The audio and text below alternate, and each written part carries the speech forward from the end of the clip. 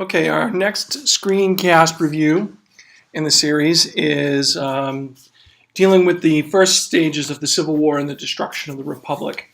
There's a number of big picture ideas as to why the Republic began to fall apart and Civil War resulted in the later years in the second and first century BCE. But five sort of big picture ideas that we want to keep in mind are the fact that Republican values started to really go by the wayside, and that the elite ruling class became less interested in cultivating a reputation of honor, virtus and fides among the citizenry, and more interested in material and personal gain. The Senate resorted to murder. They murder the Gracchi brothers, as you know, because from the reading.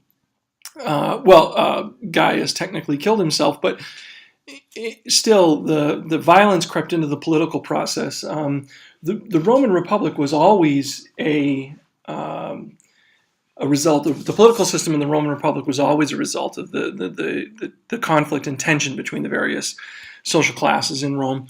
For the first half of the Republic, from the 5th century to really the 2nd century BCE, violence was not really necessarily part of it in the way that it becomes later on, especially with the murder of the Gracchi brothers.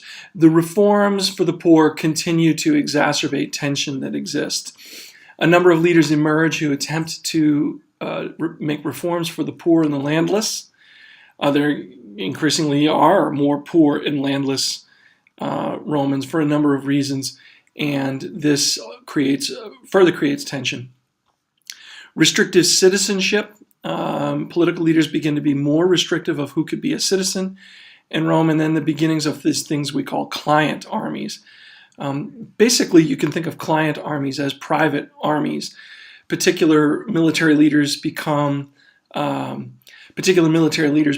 powerful and raise armies that become loyal to them rather than loyal to Rome. It's really the patron-client system carried to a logical, dangerous extreme.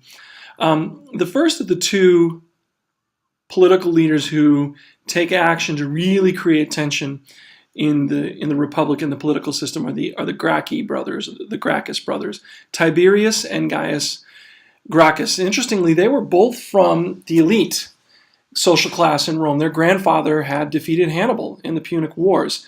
So these are not a couple of brothers who are pulling themselves up by their bootstraps. They come from the elite of Roman society, but they did take up the cause of the poor and the lower classes in Rome, and their issues really revolved around pressing the rich to make concession for Rome's poor in many ways. And there's a quote on page 158.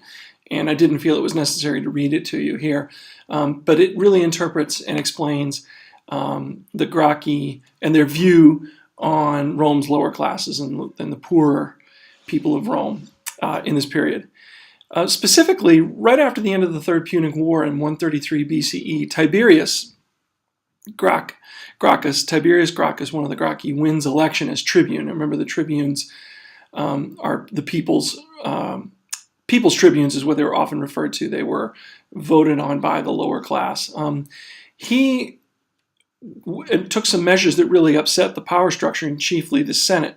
He used the plebeian assembly. Remember, back in the political system, we looked at a number of different assemblies. He used the plebeian assembly to pass legislation, pass reforms, and simply ignored the Senate as part of the process. And this obviously is going to anger the Senate. The Senate expects to be part of this process. Not only were the Senate upset about being ignored, but also upset about the reforms themselves. Tiberius redistributed public lands to landless Romans, which is another way of saying he took public property and gave it to the poor, dispossessed Romans in order for them to farm. Remember that they had been increasingly pushed off of wealthier estates as working class people because of the importation of slave labor as part of the imperial process. And this is obviously a big problem. He also announced that he was going to run for re-election as tribune, which is a significant problem because it breaks with the three-century-old tradition of tribunes not serving consecutive terms. This is really a bridge too far for the Senate, and they get together and they kill him. They club him to death. And really, what is the foreshadowing of their murder of Julius Caesar? They were really threatened by these reforms and took matters into their own hands and ended Tiberius's rule by killing him. Now the question is, was Tiberius acting on Rome's behalf or on his own behalf? Was he sincerely motivated by improving the lot of the Roman working class, or was he more interested in using these reforms in order to gain power for himself as a tribune? This is something that we're going to look at and think about and try to analyze, but you should give that some thought as well. About a decade after, his brother Gaius was elected as tribune, and he actually did manage to break with tradition and serve consecutive terms, throwing overboard the tradition of tribunes never serving consecutive terms. He brought to bear plenty of reforms that enraged the elite, including and especially the Senate. Increased farming reforms, subsidized the price of grain for the working class, employed the poor through massive public works projects. He gave colonial lands to the landless. In other words, in some of the conquered territories, he told the Romans that did not own their own land, you can go there and I'll give you some land. He proposed expanded citizenship for Italians on the Italian peninsula, and he even dreamed up a new court to try senators accused of corruption. And let's add that. Where is it? Right here. Let's add that to make sure we know what we're talking about, why they're on trial. If a senator was accused of corruption, he was now going to be tried by a jury made up of people of a class called the equites.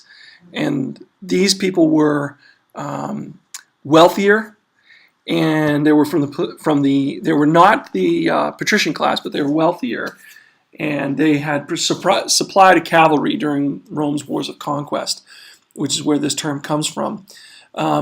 This class of people would feel no peer pressure when convicting senators of corruption. In other words, they wouldn't fear retribution if they voted to convict a senator. Clearly, this is going to upset the Senate on so many levels, because the Senate is continuing to lose power to the tribunes, in this case Gaius, continuing to see the public lands and public works used to support and benefit the poor of Rome, and now their fate is held in the hands of people who are not them. In other words, they are going to be tried by people outside of their own social class. This is a really big problem for the Senate, and the Senate marches on Gaius, and rather than be killed by the Senate, he decides to commit suicide. But the Senate and the Senate's soldiers, so to speak, decide to massacre many of Gaius's followers. This violence, a consequence of this violence, is that it creates factions among the elite.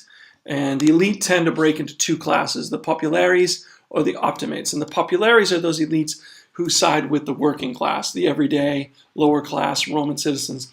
And the optimates are those who believe they're sort of the more elite, the better, higher class folks, the chosen people, basically, chosen to rule over the rest of Rome. These factions will continue to be an issue in Roman politics going forward and continue to pull at the fabric of the Roman Republic.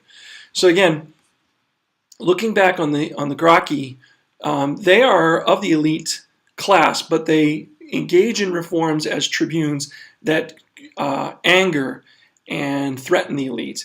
And the elite, in the form of the Senate, ultimately end up putting them to death. So those are the important things to think about.